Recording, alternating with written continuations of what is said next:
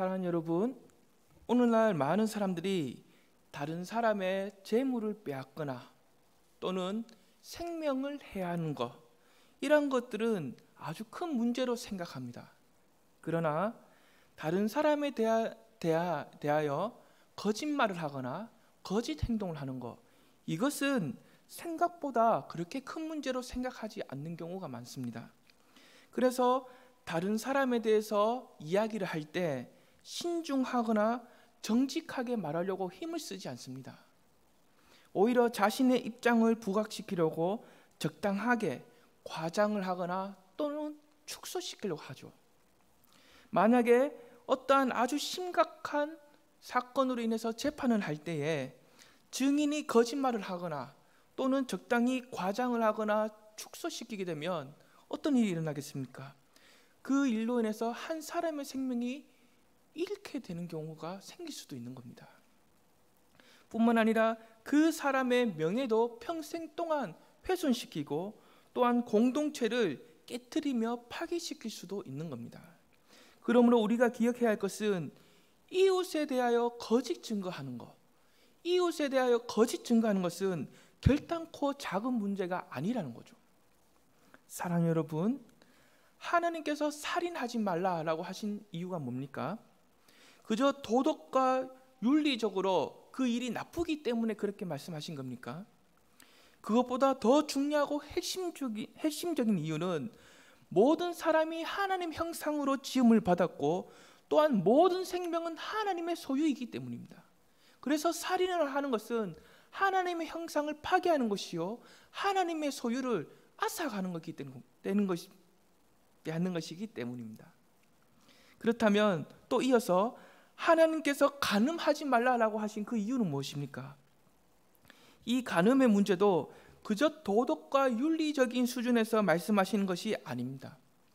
남녀가 서로 사랑을 하여 언약으로 세워진 그 결혼의 관계, 그 결혼의 관계는 두 사람을 위한 것으로 끝나는 것이 아니라 하나님과 교회, 하나님과 교회의 그 영광스러운 관계를 드러내는 것이기 때문에 간음하지 말라라고 하시는 겁니다.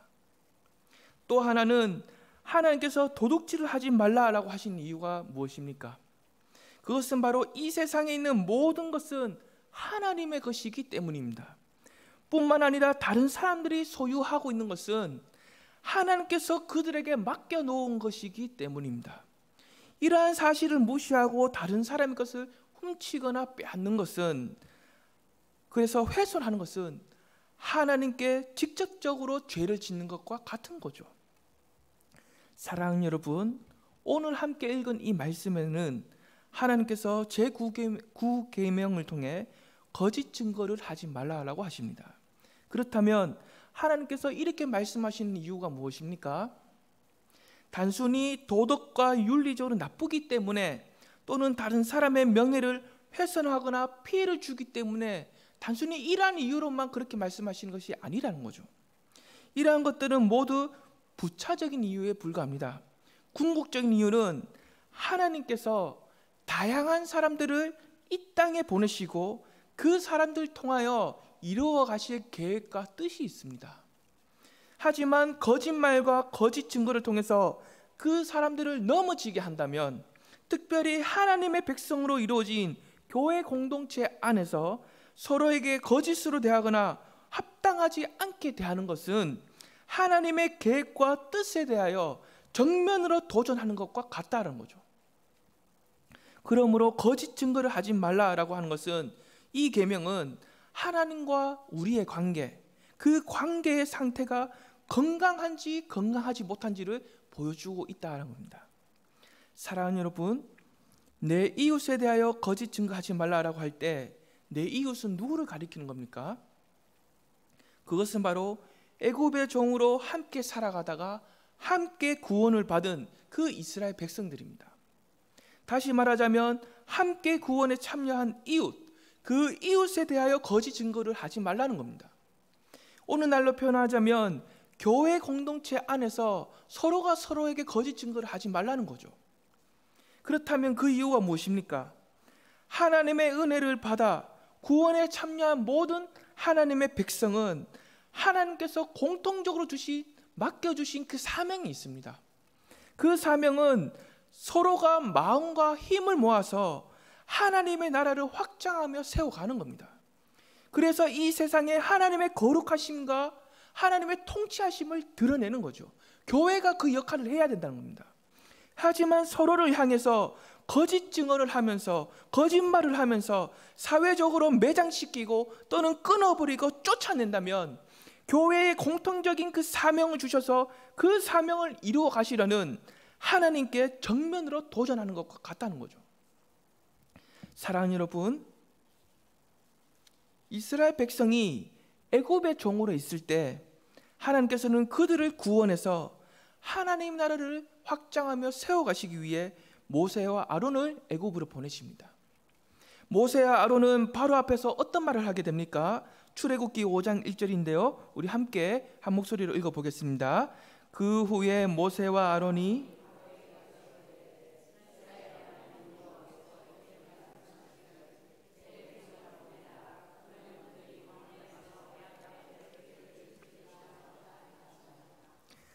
사랑하는 여러분, 하나님께서 주신 그 말씀 그대로 전했습니다.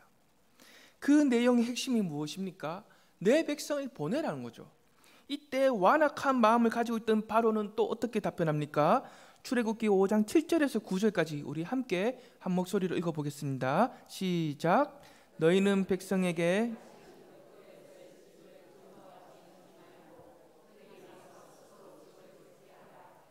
또 그들이 전에 만든 벽돌 수요대로 그들에게 만들게 하고 감하게 하지 말라.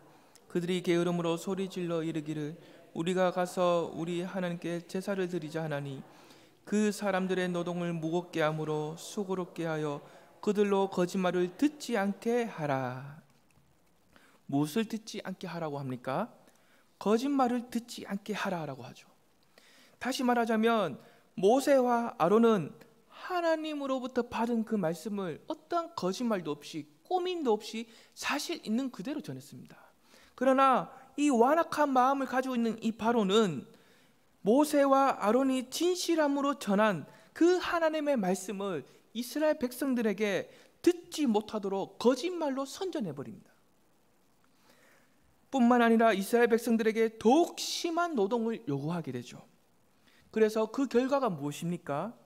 이스라엘 백성들이 모세와 아론을 원망함으로 공동체 안에서 분열이 일어나게 됩니다.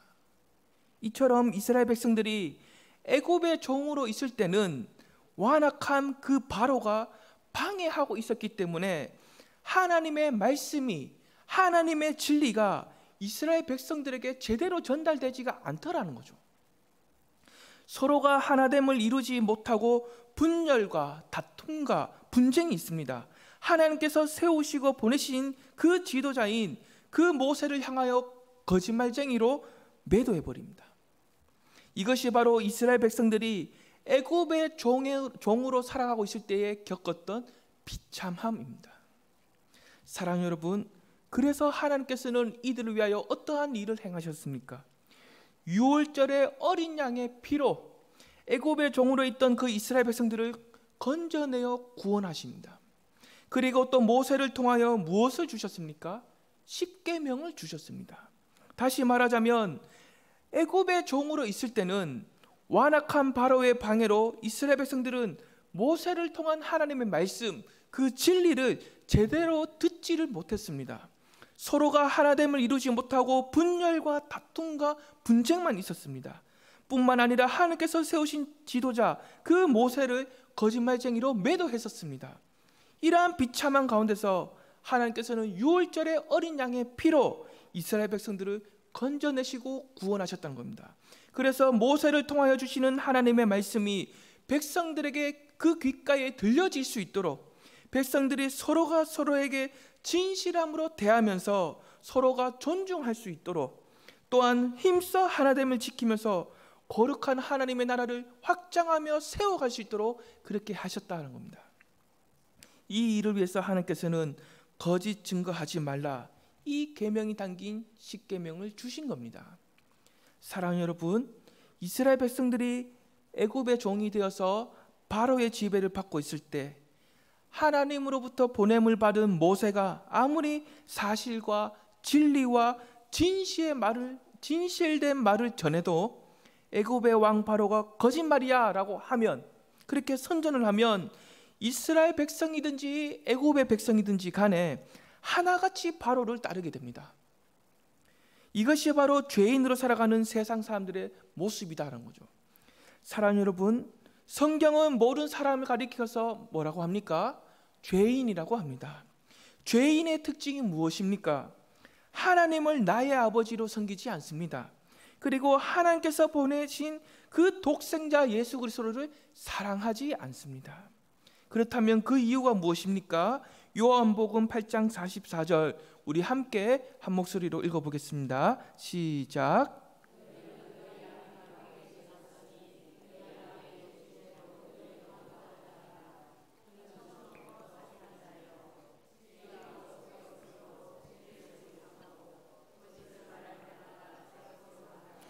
이는 그가 거짓말쟁이요 거짓의 아비가 되었습니다. 죄인들의 아비는 마귀이고, 이 마귀의 욕심대로 행하고자 하는 것이 죄인의 모습이기 때문입니다. 이 마귀는 무엇이 없다고 합니까? 진리가 없다라고 하죠. 진리가 없다라고 합니다. 그래서 이 마귀는 거짓말쟁이요 거짓의 아비가 되었다라고 합니다. 사랑하는 여러분, 여기서 우리는 어떠한 교훈을 발견하게 됩니까? 이스라엘 백성들이 애굽의 종으로 있으면서 바로의 지배를 받고 있을 때, 그때는 아무리 모세가 하나님의 말씀 또는 하나님의 진리를 전해도 그들에게 들리지 않았습니다. 오히려 그 진리를 전하는 모세를 향해 바로가 거짓말쟁이로 선전하게 되고, 그래서 이스라엘 공동체 안에서는 분열이 일어나게 되었습니다. 이와 같이 거듭나지 못한 죄인들도 그 속에는 진리가 없기 때문에 거짓의 아비인 그 마귀를 따르게 된다는 거죠.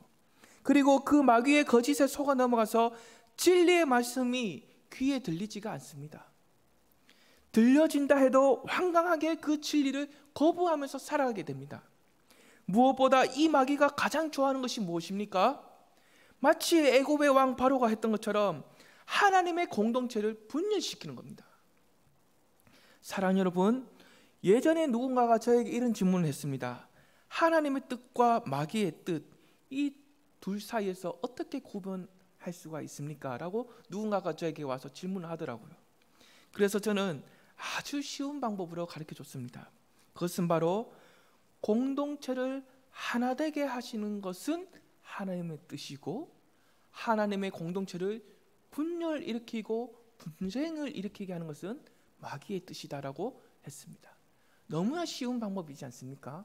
이러한 분명하고 쉬운 기준을 갖고 계시면 여러분들도 충분히 분별할 수가 있습니다.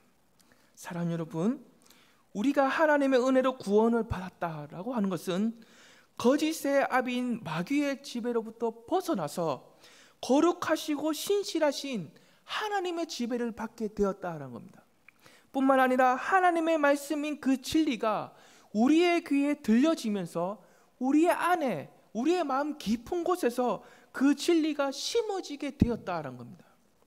그래서 거짓의 아비인 마귀를 따르면서 거짓된 모습으로 살아갈 수밖에 없었던 그 종의 모습에서 진리를 통하여 자유되게 되었다는 겁니다. 다시 말하자면 과거에는 우리의 부족함, 우리의 연약함, 우리의 못난 모습을 숨기기 위하여 과장된 거짓과 허탄한 자랑을 했다면, 이제는 그 진리 앞에서 그대로 인정하고 참 자유를 누리게 되었다는 거죠. 그 결과가 무엇입니까? 내 이웃과의 관계에서, 특별히 교회 공동체 안에서 과장된 거짓과 허탄한 자랑을 하지 않게 됩니다. 자신의 못난 점을 억지로 숨기려고 애를 쓰지도 않습니다. 오히려 있는 모습 그대로 서로가 서로에게 진실함으로 대하게 됩니다. 이것이 바로 하나님의 은혜로 구원을 받아서 참된 자유를 누리는 모습이요, 또한 교회 공동체가 추구해야 할 모습입니다. 이것을 위하여 하나님께서는 오늘날 우리에게 제9계명을 주신 겁니다. 사랑하는 여러분, 우리가 말하는 그 말 자체에 거짓이 없다고 해도 말하는 분위기를 교묘하게 만들어서 강조할 것은 강조하지 않고 상대에게 해로운 부분만 강조하는 사람이 있습니다. 그래서 고의적으로 듣는 사람들이 오해하게끔을 만드는 사람이 있다는 거죠. 즉 거짓말을 하지 않고도 아주 교묘하게 상대를 비하하거나 깎아내리는 사람이 분명히 있다는 겁니다. 이와 관련해서 로마서 1장 28절에서 29절은 이렇게 기록하고 있습니다. 우리 함께 한 목소리 읽어보겠습니다. 시작.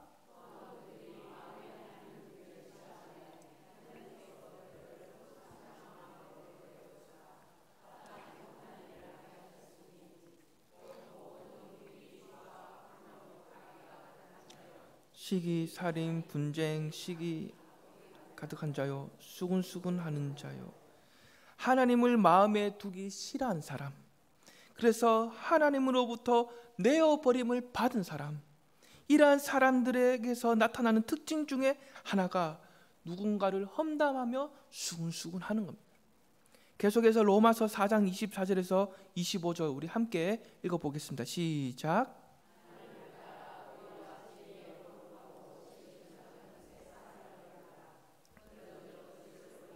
각각 그의 입과 더불어 참된 것을 말하라. 이는 우리가 서로 지체가 됨이라.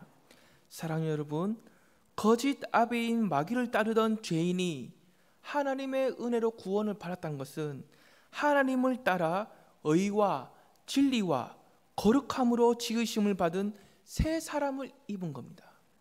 이렇게 새 사람을 입게 되면 어떤 특징이 나타나게 됩니까? 화면으로 다시 로마서 4장 25절을 보시면 거짓을 버리고 각각 그 이웃과 더불어 참된 것을 말하는 그 특징이 나타나게 됩니다. 사랑하는 여러분, 여기서 우리는 또 어떠한 교훈을 발견하게 됩니까? 내가 하나님의 은혜로 구원을 받았다면 누군가에게 진실하게 대하는 것은 선택이 아니라 책임과 의무라는 겁니다. 선택사항이 아니라 반드시 해야 할 우리의 책임이며 의무입니다. 오늘 오후에 어떤 사람이 교육자실에 찾아와서 배가 많이 고프다 하더라고요. 그래서 짜장면 하나만 사달라는 겁니다. 저도 먹고 싶은데. 그분의 사정을 잠시 제가 앉아서 한번 들어보았습니다. 너무나 딱하고 제가 들어보니까 거짓말은 아닌 것 같더라고요. 이때 제가 잠시 생각을 했습니다. 지금 내 지갑에는 이 사람에게 짜장면을 사줄 수 있는 그 돈이 제게 있는데 없다고 말하면 어떻게 되는 겁니까? 목사인 제가 거짓말하게 되는 거죠. 그래서 제가 어떻게 했겠습니까? 교회 밑에 있는 그 짬뽕집에 같이 데리고 가서 짜장면이 아니라 그 사람이 정말 먹고 싶어 했던 음식을 사다 주었습니다. 그 정도의 돈은 제게 있었기 때문이겠죠. 제가 말하고자 하는 것은 그분에게 음식을 사줬다 안 사줬다 이걸 말하고 싶은 것이 아닙니다. 상대방에게 의심이 가는 부분이 있어도 이웃에게 유리한 선택을 할 수 있는 것, 심지어 의심할 만한 타당한 근거가 있어도 의심의 말이나 악의적인 그 말을 즐기지 않는 것, 내가 조금 손해를 보더라도 끝까지 믿어주고 진실하게 대해주는 것, 이러한 것들은 십자가의 은혜를 경험하고 비친 사람에게 너무나 마땅하고 당연한 일이라는 겁니다. 그래서 우리가 만나는 사람마다 함께 회복이 일어나고 주 안에서 하나됨을 이루고 또한 하나님 나라를 확장하며 세워가는 것, 이것이 바로 제9 계명을 주신 우리를 향한 하나님의 뜻이다라는 거죠. 사랑하는 여러분, 문제가 무엇입니까? 우리가 온전하게 제9 계명을 잘 지키지 못할 때가 있다는 거죠. 때로는 거짓말을 합니다. 때로는 누군가의 험담도 하고 내가 알게 모르게 상대를 비하하고 깎아내릴 수도 있습니다. 그 이유가 무엇입니까? 우리 안에는 타락된 본성이 있기 때문입니다. 그렇다면 이 문제를 우리는 어떻게 해결해야 합니까? 우리의 연약함과 부족함의 모습을 인정하고 있는 모습 그대로 누구에게 나아가야 합니까? 주님께로 나가야 합니다. 그래서 우리의 죄됨을 마음을 찢는 회개로 진실하게 회개하고 동시에 우리의 모든 흥과 허물을 다 덮고도 남는 하나님의 사랑과 긍휼을 믿음으로 확신하는 겁니다. 아멘이십니까? 더 나아가서 그 사람이 알든지 모르든지 내가 찾아가서 진실함으로 사과를 구하는 겁니다. 사랑하는 여러분, 우리의 가정과 교회에서 진실함이 사라지고 거짓과 험담과 위선으로 가득하게 된다면 우리의 가정과 교회는 어떻게 되겠습니까? 끔찍한 지옥으로 바뀌게 되는 겁니다. 이것은 결단코 하나님께서 기뻐하시는 일이 아니다라는 거죠. 진실하게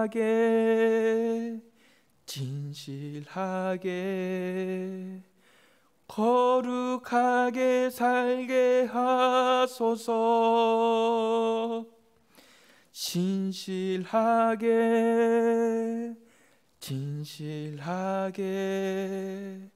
거룩하게 살게 하소서.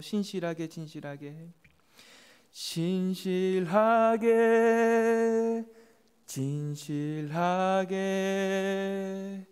거룩하게 살게 하소서.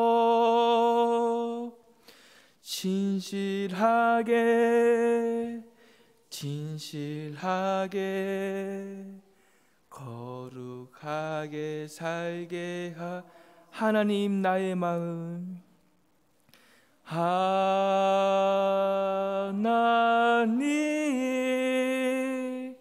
나의 마음 만져주소서. 하나님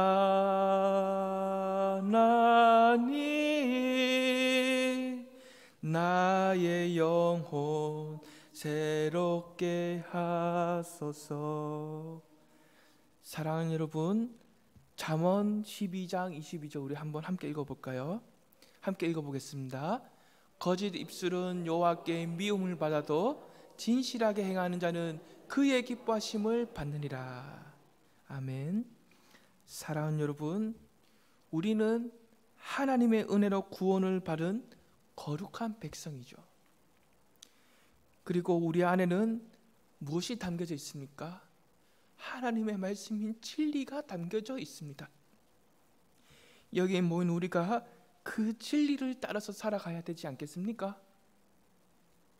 그 진리를 따라서 내 이웃에게 말과 행동을 진실하게 행하고, 그래서 하나님의 기뻐하심을 받는 그 은혜가 있기를 간절히 축복합니다. 기도하겠습니다.